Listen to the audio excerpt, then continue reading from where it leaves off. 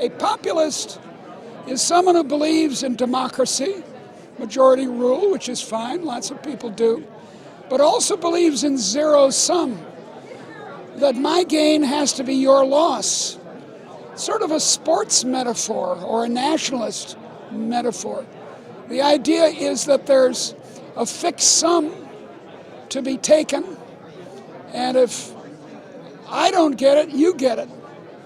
So it's a philosophy of envy and of hatred, whereas liberalism is a philosophy of win-win. If we cooperate and work together, we can all be better off. So that vision of win-win is what made the modern world. When Sweden liberalized in the middle of the 19th century, it started to grow like mad and became the modern rich country that we know. It's liberalism that caused modern economic growth and freed colonial people and freed women and slaves and poor people. Whereas populism, allied with democracy, with majority rule, has always resulted in fascism or communism. It's always fallen off the slippery slope into catastrophe.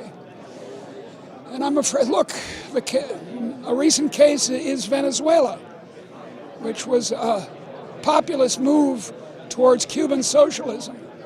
And it's destroyed this once richest country in Latin America. And Mussolini and Hitler and Lenin and Stalin, these are all populist movements. And now, alas, we have the very dangerous Donald Trump in the United States, a friend of Putin. And we need to be very wary of this zero-sum win-lose against the win-win of liberalism. Trade-tested betterment is my preferred alternative to the very misleading word capitalism. The word capitalism suggests that capital accumulation is what made the modern world and made us rich. Whereas what actually made us rich was allowing people to have a go. That's liberalism. And when the masses of people, former slaves and women and former poor people and whoever, immigrants, were allowed to have a go, there was this tremendous, in the 19th century and especially in the 20th, there was this tremendous upsurge of innovation, new ideas. In Sweden it was ball bearings, which is a brilliant idea and has worked very well. Electricity and institutional ideas, such as the modern university, dating from the University of Berlin in 1810. The trade-tested betterment. The betterment is the invention, the idea, the new idea.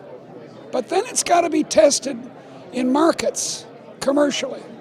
Because, you can have new ideas that are just stupid, that in fact make us poorer instead of better off.